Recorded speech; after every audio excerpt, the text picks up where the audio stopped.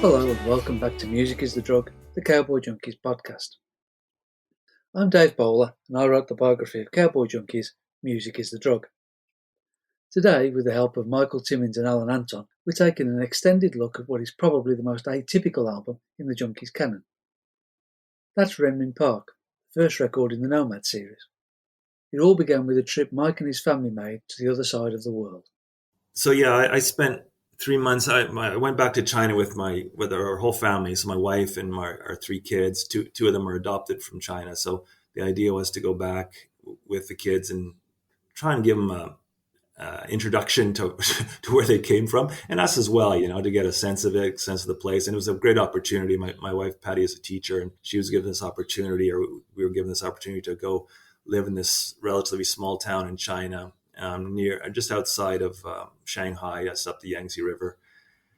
And she was going to teach at a English school or a Chinese school, but called a language school. So she taught in English, and that was part of the gig. They get the prestige of bringing an English teacher, actually English speaking teacher, into their community, and it's a big thing for them. And we lived on the campus, this huge, enormous campus, high school campus, and they put us up, and it was an amazing experience. And our kids went to school there, even though most of it was in Mandarin. They were allowed sort of a little bit of leeway going in and out of classes and stuff like that. But certainly their Shu, our oldest kid, and really got into it. And she went off to school every day. It was quite amazing. And they made friends. It was amazing to see. I mean, Shu was like 11 at the time, and Min was quite young. She was 6 or so. And Joe, my middle kid, was 9, I guess. So it was amazing to see, kids adapt that way. And Patty went and taught all day, and that was quite an amazing thing for her.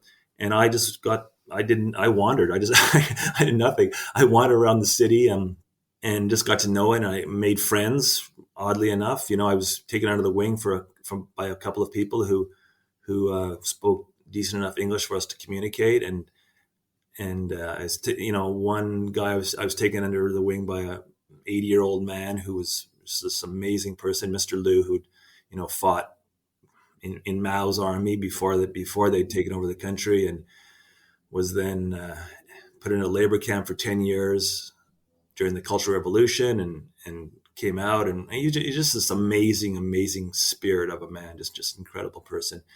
And he took me under his arm and brought me around. And then I met a younger man, Eric Chen, who spoke amazing English by watching. He learned it by himself by watching American movies, and he was a huge music fan. So he introduced me to the Chinese music scene, and we spent a lot of time together listening to music and talking, and it was just incredible. And then the big thing I did is I had a little portable recorder that I brought around with me, because just the sound of the place, never mind the sights, but the sound of it was just amazing, just so different, And so I spent lots of my days walking around, going into parks, and recording music, but also recording, just sounds of the streets and various, hawkers on the streets, and traffic and noise and horns, and the sound of the school was amazing, like all the different classes and the kids. And so it was, for me, it was an amazing time. And for everybody, it was amazing. And we did a lot of traveling. We got time off to do a bit of traveling, and did quite extensive traveling throughout the country in a van, and which was amazing again. So the whole thing was an adventure. It was only 3 months, but it felt like 3 years. It was just because every day was so packed, and we were probably the only English speaking people who were active in the community. There was little English, in little business pockets, but as far as being out in the streets, we were freaks, right? Everywhere we went, we were stared at. And the Chinese are not shy about coming and invading your personal space. There's no such thing there. So, they come right up to your face and touch you and talk to you. My son at the time had blonde hair, so they, touch his hair, and it was just weirdest experience. So when I got back from China, it was important for me I had to somehow document it. I wanted to somehow express all this in song, and but it was a very personal experience. So it was kind of odd to sort of try and figure out how to get the band involved with this, because they, of course, had no experience of it. And I think that was part of the reason why we started the Nomad Series. This became, album one. So it was kind of like, okay, let's do this, but we'll also do 3 other records that you guys will have more affinity with. And so that's how it started, really. I definitely knew that from my point of view, I needed to do something around my trip and something with these sound files I'd recorded. And I also knew that it was something that wasn't, the other members had no connection with. It was just mine. So I think partly it was okay. Well, let's do this as a part of a bigger thing. So it's not just okay. Mike's doing his record, and now we got to somehow promote Mike for 2 years. It was let's do this bigger project, and this thing will be just a part of it, right? So yeah, it definitely, without the idea of the Nomad series, without the idea of doing the 4 records, this would have been a hard one just to do as a standalone. I might have had to do it as a solo project, but I wasn't ready to do a solo project at that time, and the band had been sort of figuring out what to do next anyway. So it worked in perfectly with the overarching concept of the Nomad series. You'd just done Past Taken, you'd started playing 1 or 2 songs that you thought were going to be on that, and then Mike says, what about this idea about doing a thing about China? Yeah, that was a left curve for us for sure. But it was tied into Mike's trip to China. It wasn't just a whimsical, I read a book about China and let's do an album. He spent several months over there. So he'd really soaked in something that he wanted to write about. So, we respected that. We thought it might be a bit of a challenge, and who knows where it's going to go, if it's going to be good or whatever, but we went along with it. And we sort of, for the first time, worked very separately on that, where, I would work out loops and bass lines and things like that and send it to him, and he would start piecing together songs that way. So that was interesting to figure out as well. Just because we'd never done that before. And me living on the West Coast, being far away, that worked out better for me because I didn't have to travel in just to work on pieces of the album. So yeah, it started out as very tentative and, how are we going to approach this kind of thing? But the more we settled into it, we thought we had a definite idea happening, and so we went with it and developed it, and took a little while, and it got to a point where it sort of sounded like a concept album in a way, just because of the lyrically, it was all about various pieces of his adventures in China, but I don't think it held together overall as that kind of idea. You can sort of force it with lyrics and a title and say that, this is definitely of a piece, concept. But I thought it was just, a bunch of different groove ideas that work together more musically than concept for me, I think, in the end. Alan was seriously involved in the making of this record. Like, the making of the record is kind of fascinating because the way we went about doing it, and again, it was just kind of figuring it out and as we went along. And part of it was I knew I wanted to use these. I had these amazing little recordings, field recordings basically from my time there, and I wanted to somehow incorporate those into the songs. I didn't know what the songs were at this point. And so I sent them off to Joby Baker, who had worked with us on Past Taken, and I just asked him to just create loops out of them. Again, starting from scratch, I didn't know where that was going to go. Just take these sounds. There's some music in there. There's some noise. Just create stuff. I don't care. And then send them back to me, and I'll work off those. So he did that, and at the same time, Al, who lives out in the West Coast where Joby lives, he'd go into a studio too, and as Joby was creating loops, Al would also sometimes put down bass lines on these things too, and then Joby would put down maybe a keyboard part or something. So not only were they creating loops, but they were also creating music. So they send that back to me, and then I'd begin to write, and Pete and I would add more stuff, and then it'd go back and forth like that. It was a lot of just this is our first true internet record, and it was amazing. It was just really interesting because it was kind of coming from a point of view or an area where none of us were really experienced with, but it was really inspiring. We were creating really cool sounds, and for me, the writing was really interesting, and so that's sort of where it kind of developed from. And then there's a bunch of songs that are just your sort of classic junkie songs where shit is wrote, thinking in terms of just a band without the loops, So half of them are created through loops, and the other half are just sort of just straightforward songs, and they're all related. They're all related to the visit. And I think there was a theme. I think I created a theme. Sort of when I started to write the songs, I sort of had this idea. There's sort of two themes. One was this sort of theme of two worlds or two people whose worlds will never connect, sort of a relationship thing.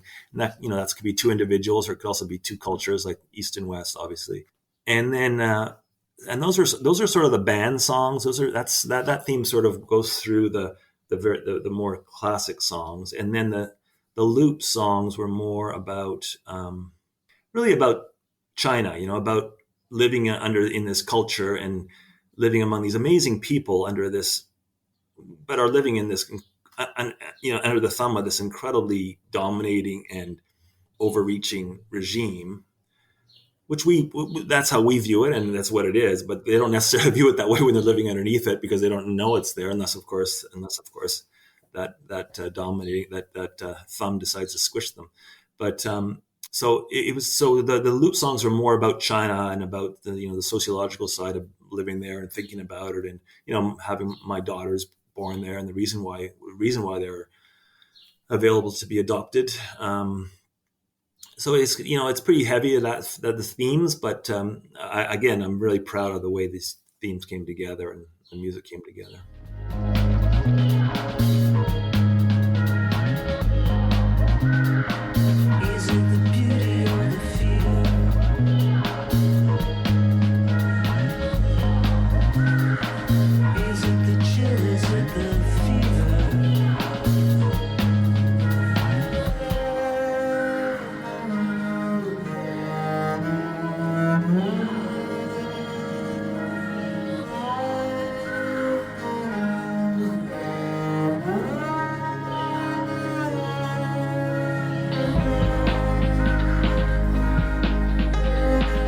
It's got a kind of a soundtracky sense to it. Yeah, he had a bunch of great field recordings of people doing things and singing and playing and things like that, and just general sounds, and wanted us to incorporate that into it. So that's kind of, I can see what you're saying about the soundtracky thing. That's definitely where that would come from. Some of the collage ideas that have been developed and at the end of Paths Taken were expanded here, albeit in different fashion, as Alan Anton explains. That was done very differently. It was done as a band together. This was all pieces flung from different areas and put together as a whole. I guess you did quite a bit of work with Joby Baker again on your side of it. Yeah, well, luckily I have Joby here in Victoria to work with. He's got a fabulous studio, and he's a great producer and player and everything. So it's really easy for me to get stuff together quickly with him and send it over. So I was sort of trying to match some grooves to the sounds that he was sending, and he had notes as to where the song was going to go and what it was about sometimes. So yeah, I think I was very minimal in my approach. I was just trying to find some grooves that I liked, which takes a while, and once I like something, I sort of stick with it. I don't know if it was I wouldn't use the word refreshing necessarily, but it was fun. It was interesting. And, I wouldn't want to work that way all the time, for sure. But, it's always nice to do something different to break your routine creative habits. And hopefully that'll impact, something else down the line. But, it was definitely an experiment. And it was, I would say overall that it was successful, but when you are experimenting, you're feeling your way through something. You're always questioning, because you've never done this before or heard this kind of thing in your usual playing, that you're wondering if it's going to be successful in the end. So there's all that going on when you're in new territory. Yeah, this is a very experimental record, and there's elements of that in Paz Taken. And I always love. I think I've said it in the past in other podcasts. It's one of my favorite types of music is those collages. Sort of experimental sounds and just creating something out of nothing, or creating something out of things that don't necessarily go together. And we don't do it a lot. We do it a bit. And this was an opportunity to really just make the record about experimentation, which the trip was. The trip was a total experimentation. We just jumped feet first into it and experienced it, right? We had no idea what we were getting into. And really, while we were there day to day, we literally had no idea what the next day would bring. I mean, there would be a knock on the door, somebody would appear, and it'd be, hello, come with me. We are going on trip, and we would go and get in a car, and somebody would take us somewhere. It was this unbelievable, intense immersion into these people's lives, and then we were feted, and we were fed, and we were taken to people's birthday parties, and we were taken to people's country houses, and we had to go to the police station a few times to be checked on, and it was insane. So I wanted this record to sort of reflect that in many ways, but also underline it with the beauty of the friends. We made some great friends there who we're still in touch with, and they just opened up their lives to us, and were just so beautiful. And so I wanted this record to reflect that, and everybody sort of pitched in. I mean, Al for sure did, and Pete did. And then when it came for Margot to sing it, sort of like, okay, good luck, Marg. So I had to, I had these. Some of the songs were pretty obviously okay for her, but the loopy ones were difficult, and some of them were just because the music had been created without really a thought to what the melodies were going to be yet. I hadn't really written them; they were out of her key, so I ended up singing some of them, and then Margot did background vocals to my vocals, and it was just a really kind of mixed up record. But as I say, it's still one that I can definitely go back to and listen to again and again, because there's so many layers to it. While many of those layers came from the sounds of China, more came from the emotional impact of spending 3 months there, both exploring the country and exploring Mike's daughter's pasts. One is left in a ditch by the highway, the other beneath the tax bureau gate. Wherever you come from, that's where you go. They lie gazing at the stars and they wait. They lie gazing at the stars and they wait.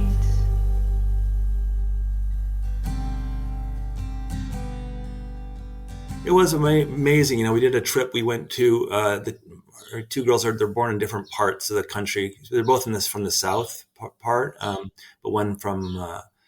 Oddly enough, they're born in different provinces, but they're born in different provinces, but relatively close to each other. So we were able to do this trip where we took a translator with us because we wouldn't have been able to survive. So we were going to very small towns, small cities, I'd say, in China, and we got a van. We actually drove across China to their two hometowns, and so we stopped along the way, obviously quite a bit, and experienced, we were able to just see the country. We didn't want to fly there because we wanted to get a real sense of the place. So we took a couple of weeks.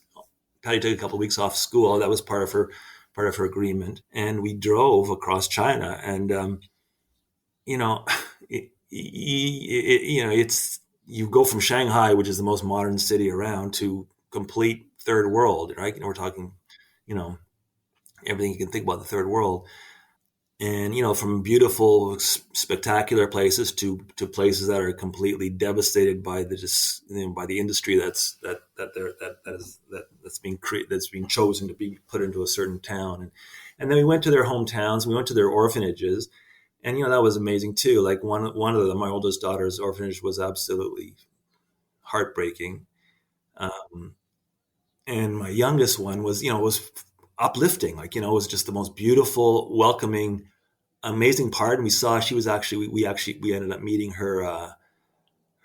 She was fostered before she was adopted for about a year by this family. Met them, and we're still in touch with them. The mother who adopted her, and the father, and an older girl as well in the family who was her sister basically for the first year of her life. And that was just amazing, right? And then my older daughter's orphanages was just so depressing and so uncaring, and they didn't really want to know much about it and didn't really have much information. And it was so you really saw the two sides to the whole system. And there's more than two sides, but we saw these two sides.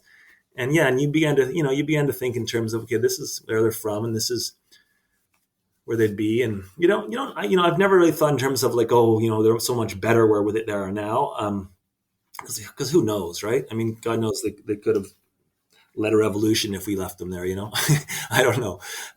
But it's definitely, this is what it could have been, a different way of approaching of life. And, coming out of that trip too, my older daughter, she really identified with it. Like she really identified with the Chinese culture, and you could really see that she suddenly felt at home. Like she was really, all of a sudden, her life made sense to her. And ever since then, she's gone back to China. She was there a couple of years, living there for a couple of years before the pandemic hit. And it was very fascinating with not just Chinese, but Eastern culture and everything to do with the East. And so it was, from that point of view, it was a fantastic thing, because she really identified with her people, really.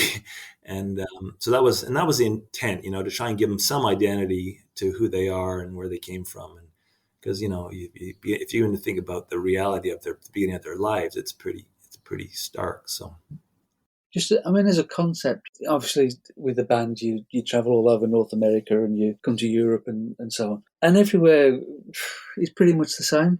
There's no great difference between places in, I don't know, the Netherlands and places in Canada, America, or Germany, or England, or whatever. And you go to China, and it's a completely different world. And that must be a real stimulus, to be somewhere where you've got no reference points, you've got no touchstone, you've got no safe harbor kind of thing. I mean, that must open the floodgates, I guess. Yeah, it's so, and you're right, it's so unusual in this world, right? That used to be the thing about traveling, going to another city, and then another country and another continent. You slowly everything became the same, right? It used to be you can go anywhere and it'd be very, very different, and now it's all the same. It's very monoculture now, which is a drag. But yeah, going to China, and again, even in the big cities, like, in Shanghai and in Beijing, they're definitely very different, but you could see how they're becoming more and more westernized, or taking on more of that, commercial retail, the more corporations grow, the more they got their tentacles in there, and you began to see Starbucks and, this and every other franchise. But certainly where we were in this town, there was nothing like that. There was nothing recognizable, like absolutely nothing. And yeah, it's amazing. It's such a unique experience. And like for Patty and I, and for our kids, a whole other experience in that they're in a culture, they're going to, the kids spoke zero Mandarin, and the people they're dealing with, the children, the people their age spoke zero English. So they were thrown into this incredible stew of God knows what. It was incredible. So it was great. It was great for the family, because we had this amazing experience together. I mean, we were put up in this 2-room apartment, and we're used to our big house in downtown Toronto, where we could go out and walk around and do whatever and escape from each other into the different corners of the house if you want to. And here we were living on top of each other, and even that was great. So it was quite spectacular. And also, as a white Westerner, you were always in the majority. And to be somewhere where you're the one that stands out, I mean, that must be a fantastic experience. That was exactly that was the best part of it, being the minority, being like serious minority and visible minority, right? Like we stood out, from our white skin to my height. I was everywhere I go, I'd be stared at. I'd be and not just stared at, pointed at. Like I'm talking people stopping dead in their tracks, mouth agape, looking, and kids just freaking out. Like like when I would walk through the school grounds, I mean, kids would, the one word they knew was hello. They would just scream at the top of the lungs, hello, hello, hello. And they would gather around. You'd sort of be like like you were a Justin Timberlake or something, or, like you were mobbed. And that was even outside the gates, like anywhere you go, kids would be screaming at you and yell, and in delight, who's this freak, and there were some people who weren't, especially the older people would be looking at you with a bit of a frown, who the hell are you and why are you here, and some stores you'd walk into and some of those shops you'd walk into and you'd be greeted, and other ones you'd be totally ignored, and so. That part of it was fantastic. It was so amazing. It was so amazing to feel that, and again, with my white superiority, I could take it, right? I could take it as a cultural experience because I knew I was leaving. But it made you realize, like, okay, what if this was your life? What if you weren't leaving, and this is how your rest, you picture the rest of your days being? That'd be, obviously you realize the intensity of that life as well.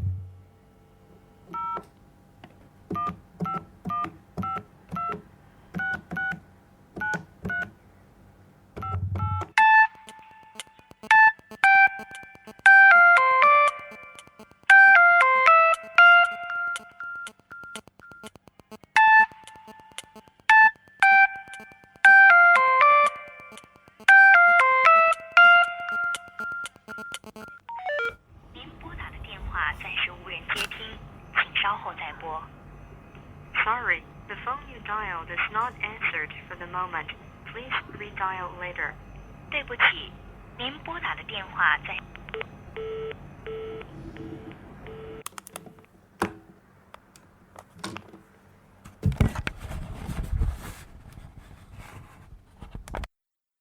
As you said, it's the first internet record in a way. It kind of sums up the promise of the future and what we could have, and the fact that we are all the same, and all that, and also the threat of that technology, and which seems to bring us together and at the same time drive us apart.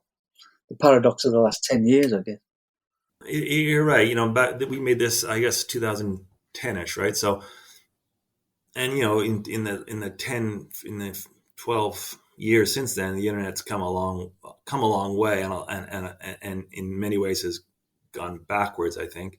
These people who I communicate with, like there's a couple of songs on here. One of them written by one of the artists, the Chinese artists who I was introduced to while I was over there. His name is Zhuzhou, who's at the time he was quite a cult artist, and I think he's become more famous now. But certainly, for Chinese music fans, he's a big deal. And I really related to him, and we've kept in contact. And when we made this record, we covered one of his songs, and then we also created some music, and I sent it to him, and I just asked him just to do whatever you do, like just I don't care, just put a vocal on here. It's up to you to write it and to place it, and just do what you want to do with it. And that the Walk in the Park is the one that he added to it. But it was very simple for us to do that, but now it'd be harder. Like as the years have gone by, it's harder and harder for me to communicate with these people because the Chinese government has gained more control over the internet and is better at censoring it and better at stopping communication. So, ironically, in 2010, I was kind of it was amazing because I was sending tracks to BC and tracks to Shanghai, and they're coming back to me, and then I was things were being zipped around the world basically, right? And that sort of becomes harder and harder, especially when you're going into a place like China. So that promise is, it's definitely, you begin to see how that promise now, well, it's not so much it's not so much opening up the world as it's allowing the world to be controlled more. And that's not what I'm sure a lot of people who at the time knew this was going to happen, but from us people who we're just using it for creativity and for communication. We weren't thinking along those lines, but. 在公园里走走，不需要什么烦恼，大事小事不需要我做主，反正政府说了算，而没有。A song in Chinese by a Chinese singer. I mean, if Brian Eno would release that, there'd be front pages of the Sunday Times, and there'd be articles in the Observer about that for months. Yeah, well, that was just a stroke of luck, because Mike had befriended this singer in China who is kind of like the Chinese Leonard Cohen, very popular over there, and I still can't remember what the song is about. I can't remember the translation. It sounds cool though. We've talked about how different it is. I think one of the interesting things with the bits of folk music and stuff that's weaved through it is how similar that sounds to, I don't know, weird things like Irish music and Appalachian music. It's not that different, which is mind-blowing, really. It is. Like when we go through a lot of when we're traveling, and certainly just when in the town, I go to the main park, which is Renmin Park. That's loosely translated as the People's Park, and every city has one. So there's the public space, and the Chinese love, you really make use of their parks because they don't have a lot of personal space at home. So life takes part in these parks, and everything from exercising to just lounging around, and lots of music. And so I would go to these parks, and there would be tons of music, and a lot of it very folk music, basically Chinese folk music. I didn't know what it was or where it came from. And every area we'd go to when we were traveling, especially across country, we'd go to these parks and we'd sit and listen. And yeah, it was amazing how when you get the very simple stuff, the very true folk music, it was the tones and certainly the instrumentation, even slightly different, but the melodies and the vocalizations were so reminiscent of Appalachia and blues and Irish, and it's incredible. It is really, really quite incredible. So especially Appalachia, I really heard a lot of that sort of keening, high lonesome sound, right? A lot of that was there for sure. But my spirit will live on. My daughter, you will not claim. My spirit will live on.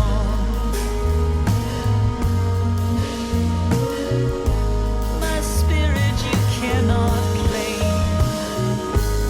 I guess it's a record that you probably couldn't have made if you'd still been, or certainly if you'd still been with a major label. But even with the ties to distributors and stuff, I think they might have had a view on something as esoteric as this.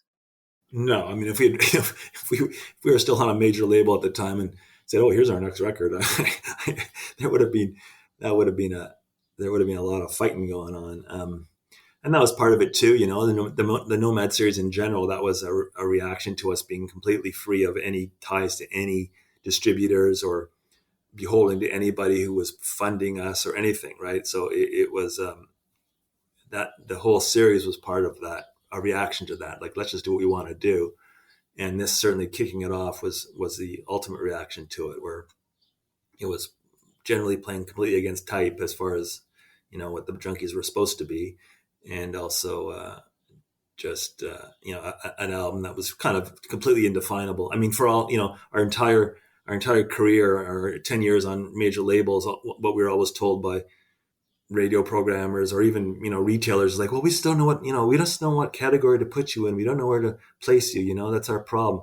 It's like, well, here, place this one. Why don't you? I mean, as well as it being a record in its own right, I guess that was also the jumping off point for the whole Nomad thing that followed. Because if you'd been working in the normal kind of way, album tour, that's a very difficult and different thing to take out as the new album, isn't it?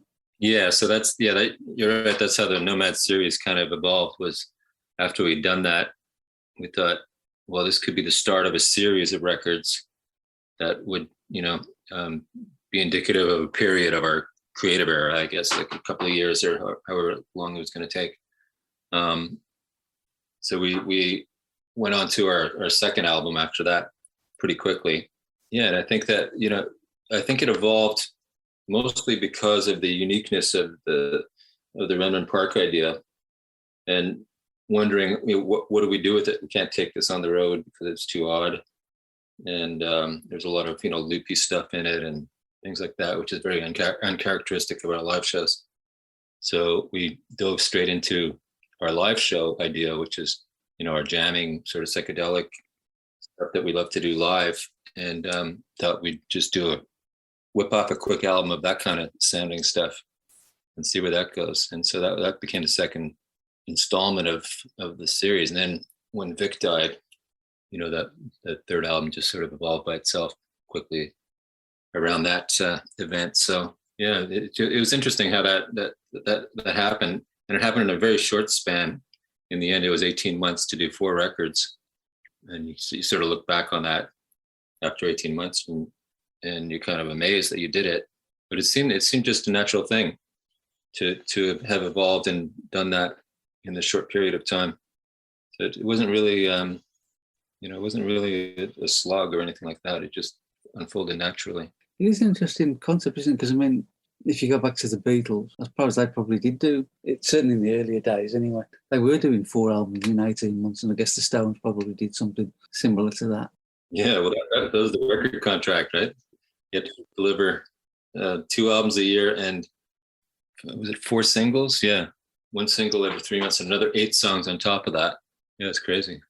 And I guess that's why the Beatles decided to become office workers, right? And just stay home at Abbey Road, get it done. Does it focus the mind when you've set yourself that target and we've got to do this within this kind of framework to get it all together? Yeah, well, that didn't really dawn upon us until really the third album, where we realized that what we were going to do, which was probably do a 4th one and probably release a package. And that's when the sort of pressure comes on, because you have a lot of mixing to do and mastering and, packaging and all that stuff. So, yeah, up until then, it was, we hadn't really thought about it. It was more focused just on making the music. It's a really nice pack, the big book with all the photos and the artwork and everything. I mean, that's a really nice pack. That must be a satisfying thing to look at that on the shelf every now and again. Yeah, well, that was part of it as well. Was Enrique, who's the artist involved. All that artwork is his. He was very interested in what we were doing in terms of the whole process, the creative process, and the lyrics and everything. He's really into the band. So it wasn't just pick up some visual artist to throw some things in. He was really focused on our music as well. So that was a really nice part of it, and it turned out beautifully, I thought. The idea of making a record that you really have to concentrate on and it doesn't just wash over you. I mean, that's a very analog concept in a very digital world. Yeah, I mean, this record demands a lot of the listener. You have to, you really have to sit and listen and allow yourself. You have to give it a lot, right? It demands a lot, so you have to be a little bit willing to fall into it. And you can't have expectations for it. You can't think, I'm going to listen to the Cowboy Junkies, because I want that, nice soothing whatever sound of the Cowboy Junkies. This record is there's elements of that, but it goes in many weird directions.